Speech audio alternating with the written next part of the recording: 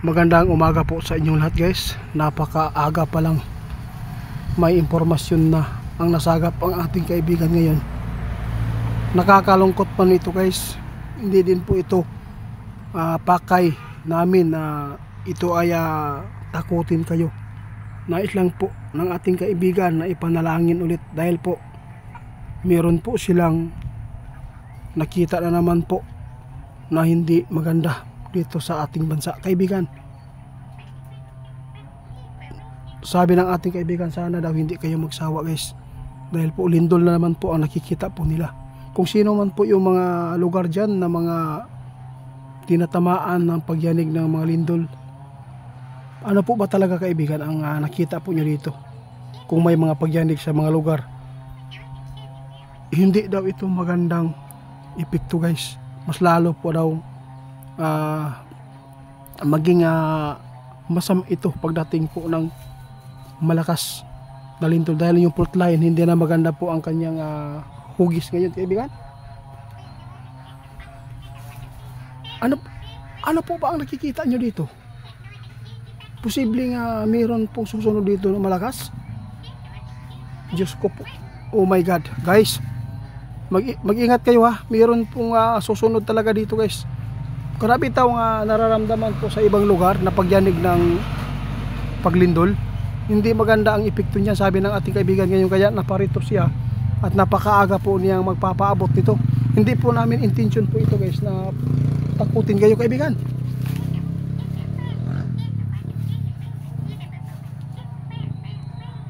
Oo nga, marami po mga lugar po ngayon na niyanig po ng mga lindol na mahihina.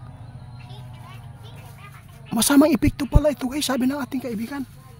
Malakas po ang susunod nito. Diyos ko. Sa lahat ng makapanood sa ato ang video karon, mag-amping yung tantanan, no? Ayaw gid mo og paswabi o ganing laag dito karon sa mga lugar nga kung asa lang ang inyong gusto na maadtuan sa mga lugar para lang mahappy mo. Ang happiness guys, no? Isa din po ito nga makapagbigay, makapagdulot ng kalungkutan. Kasi po kadalasan po ngayon ang mga tao kapag nagpipiktik adventure, kadalasan mayroon po talagang maitala po ng mga aksidente kaibigan. Maraming salamat sa hatid ninyong impormasyon ngayon dito sa Pilipinas guys. Ito po yung masamang impormasyon. Nakakatakot po ito guys na magaganap. Kung sino man po yung niyanig ng mga mahihina na mga lindol, ibig sabihin nito guys, hindi maganda daw ang sign nito at hindi ito maganda ang epekto sa ilalim po ng kalupaan natin.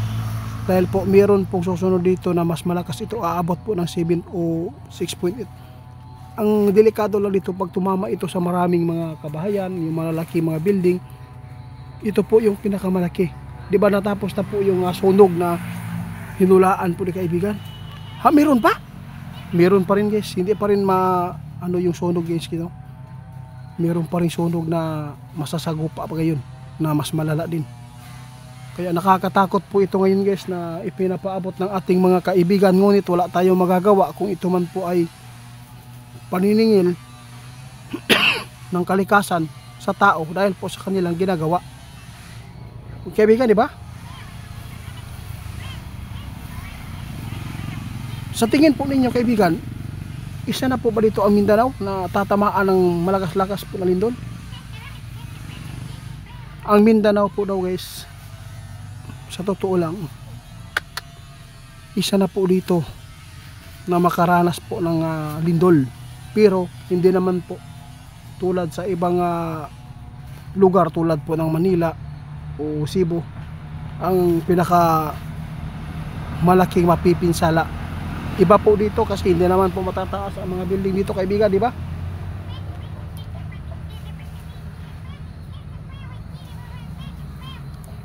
Sabi ng ating kaibigan karon guys, huwag kayong magkampante dahil po dapat maging alerto lang tayo lagi sa ating paligid at huwag po tayong magpapadala sa mga material na bagay unahin po natin na manalangin para ay hindi maitupad, no, hindi matupad ang mga hinulaan ng ating kaibigan na mayroon susunod na malakas na lindol. Kaya nakakatakot man ito guys, pero wala man tayong magawa kung ito man po ang nakatakda, di ba kaibigan?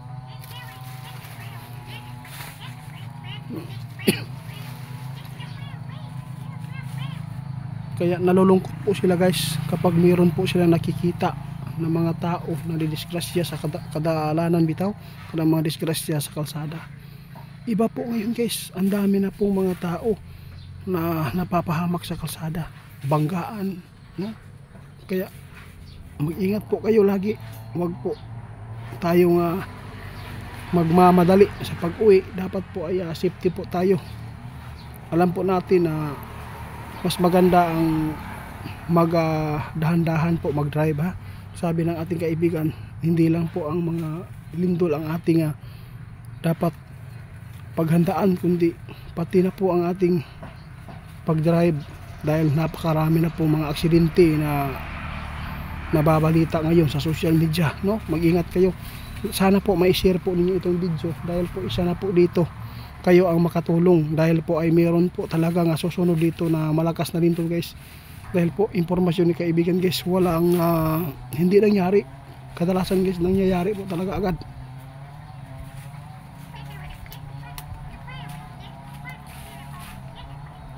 Sana po daw hindi kayo magsawa sa mga ipinapaabot ng ating kaibigan.